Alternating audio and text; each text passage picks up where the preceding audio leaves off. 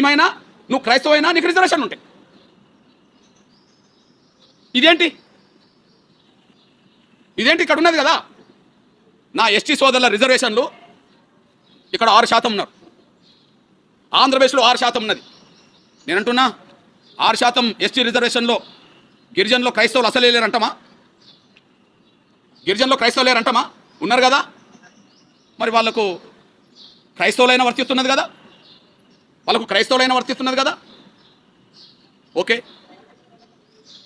ఈ దేశంలో ఈశాన్య రాష్ట్రాల్లో లక్షద్వీప్ అనే చోట కొన్ని రాష్ట్రాల్లో 100% ఎస్టీలకు రిజర్వేషన్ ఉన్నది, అక్కడ క్రైస్తవులే.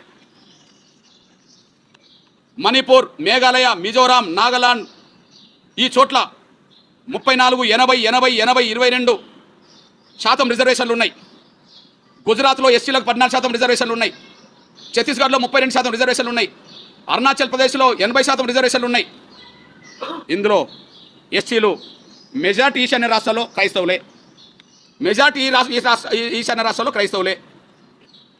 వాళ్ళ ఎస్టీ హోదా రద్దు కాలే, వాళ్ళకు 1950 ఆర్డర్ వర్తించదు.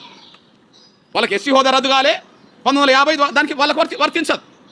ఎస్సీ పక్కనే ఉంటుంది. ఆర్టికల్ 341, 342 ఎస్సీ చట్టం కూడా కట్టనే అనిపిస్తుంది. కానీ ఎస్సీలకు మాత్రమే 341 వర్తించదు అన్నట్టుగా, హిందువులైతేనే వర్తించదు అన్నట్టుగా ఆర్డర్ రావడం, ఎస్టీలకు ఆర్డర్ రాకపోవడం. అంతేకాదు, నేను అంటున్నా ఈ రాష్ట్రంలో తెలుగు నేల మీద ఒక భయంకరమైన పరిస్థితి ఉన్నది.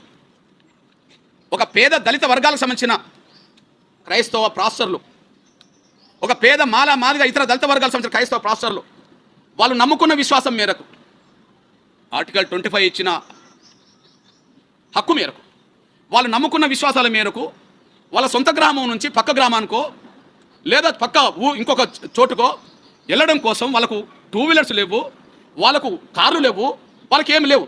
కానీ ఒక పేద దళిత క్రైస్తవులకు సంబంధించిన వాళ్ళేమో ఒక పాస్టర్ అవుతే అతను తమ విశ్వాసాల మేరకు చేతిలో బైబిల్ పట్టుకొని సైకిల్ మీద పోతుంటే మీరు అన్యమత ప్రచారం చేస్తుండని చెప్పి వాళ్ళని అడ్డుకొని బైబిల్ జించేసి వాళ్ళని కొట్టడం, వాళ్ళని అవమానించడం, తిప్పి పంపడం జరుగుతుంది. ఒక పేద దళిత క్రైస్తవులు వాళ్ళకు కార్లు ఉంటే సైకిల్ మీద ఎందుకు పోతారు? వాళ్ళకు 2 వీలర్లు ఉంటే సైకిల్ మీద ఎందుకు పోతారు? మోటార్ సైకిల్ ఉంటే. ఒక పేద దళిత క్రైస్తవులకు సంబంధించిన వాళ్ళను వేధిస్తున్నారు. ఈ రాష్ట్రం నుంచి దేశంలో